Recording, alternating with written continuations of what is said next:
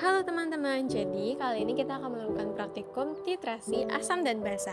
Tujuan dari praktikum ini adalah untuk mengetahui konsentrasi yang belum diketahui di dalam labu Erlenmeyer. Menggunakan larutan asam dan basa standar yang sudah diketahui konsentrasinya di dalam buret.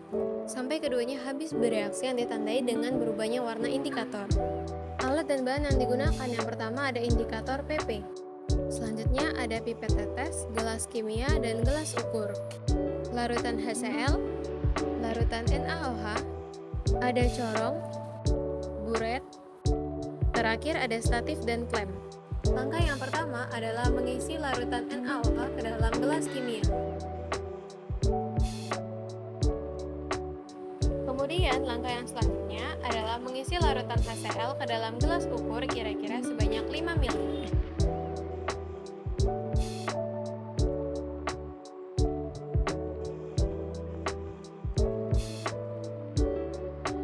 Nah, nanti jadinya seperti ini ya, bisa dilihat bahwa banyaknya adalah 5 mili. Pada larutan HCl yang belum diketahui konsentrasinya tadi, kita tambahkan indikator PP sebanyak 3 tetes ke dalamnya. Kalau sudah diberikan 3 tetes indikator PP, kira-kira seperti ini ya. Kemudian, letakkan labu Erlenmeyer di bawah buret dan letakkan kertas putih di bagian bawahnya. Lalu tuangkan larutan HCl yang sudah diberi indikator PP tadi ke dalam labu Erlenmeyer hingga habis. Lalu letakkan corong di bagian paling atas buret. Selanjutnya, tuangkan larutan NaOH yang tadi ada di dalam gelas kimia ke dalam buret secara perlahan hingga terisi penuh.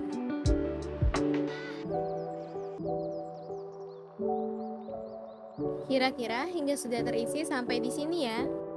Selanjutnya adalah buka keran secara perlahan hingga larutan NaOH yang tadi berada di dalam buret menetes ke dalam labu Erlenmeyer. Lakukan hal tersebut sampai larutan yang berada pada labu Erlenmeyer memberikan perubahan warna menjadi pink keunguan.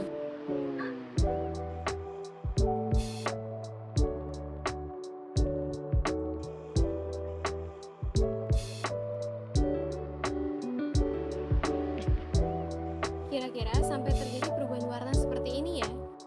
Kemudian, catat volume NaOH yang terpakai saat terjadi perubahan warna tetap pada labu Erlenmeyer.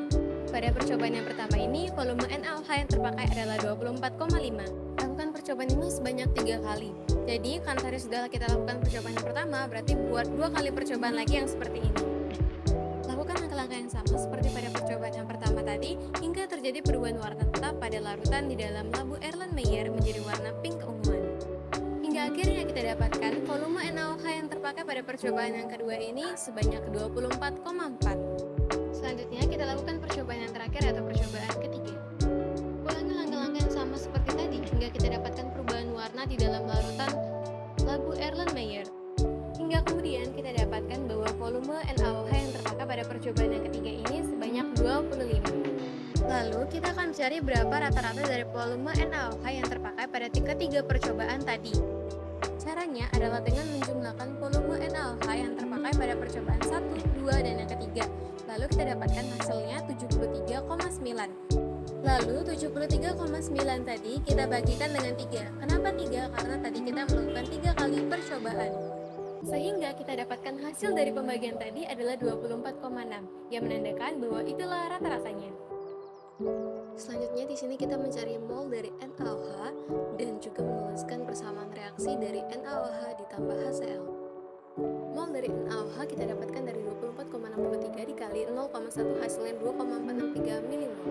Selanjutnya kita di sini akan mencari mol dari HCl yaitu dengan N dibagi V, 2,463 dibagi 5 hasilnya adalah 4,926 m. Jadi molaritas HCl dalam titrasi tersebut adalah 4,926 m. Baiklah, nah segitu dulu ya praktikum tentang titrasi asam dan basa dari kelompok 2. See you in the next project. Semoga bermanfaat ya teman-teman.